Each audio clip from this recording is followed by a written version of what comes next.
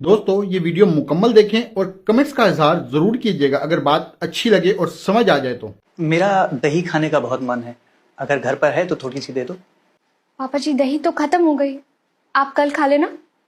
ठीक है बेटा, मैं बिना दही के खाना खा लूं।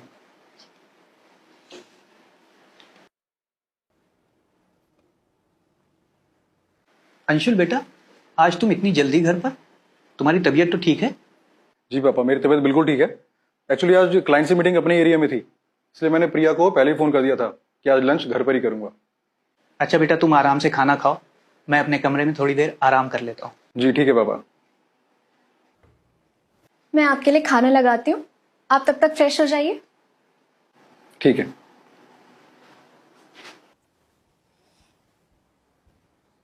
ये लीजिए।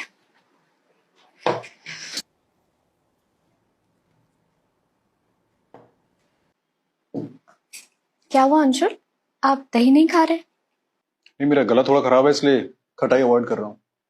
ओह कोई बात नहीं, आप खाना खा लीजिए। खाना खाने के बाद मैं आपके लिए अदरक वाली चाय बना दूंगी, उससे आपके गले को आराम मिलेगा। ठीक है पापा, आप अच्छे से तैयार हो जाइए, हमें कोर्ट चलना है। कोर्ट? कोर्ट किस लिए?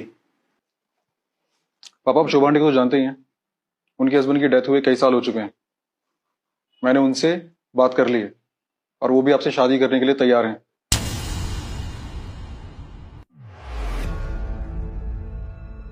इसीलिए हमें कोर्ट जाना है। शादी? वो भी मेरी?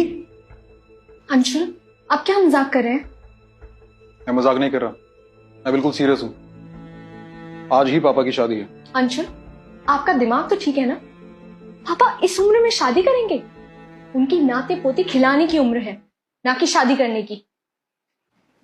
बेटा, अगर मुझे शादी ही करनी होती तो मैं तब करता जब तुम्हारी माँ हम दोनों को इस दुनिया में अकेला छोड़कर चली गई थी। उस समय तुम 3 साल के थे और शायद तुम्हें भी माँ की जरूरत थी।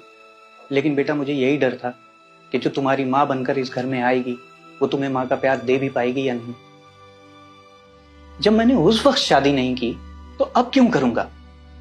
पापा, मुझे पता है कि आपने मुझे किन हालातों में पाला है। बुआ जी सब बताती थी कि कैसे आप पर दूसरी शादी करने का प्रेशर पड़ता था, लेकिन आपने दूसरी शादी नहीं की।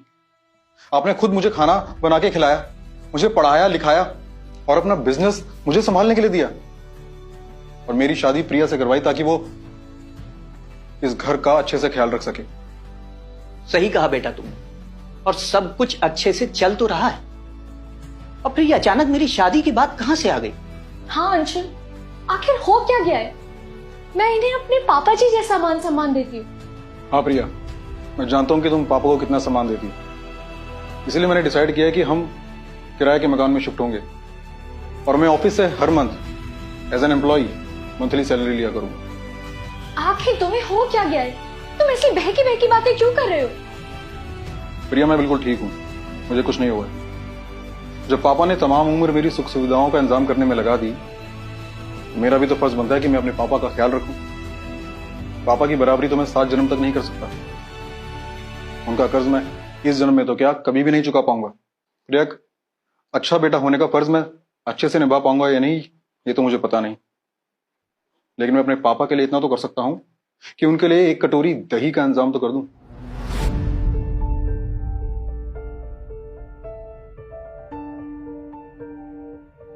मेरा दही खाने का बहुत मन है, अगर घर पर है तो थोड़ी सी दे दो। पापा जी दही तो खत्म हो गई, आप कल खा लेना। ठीक है बेटा, मैं बिना दही के खाना खा लूं।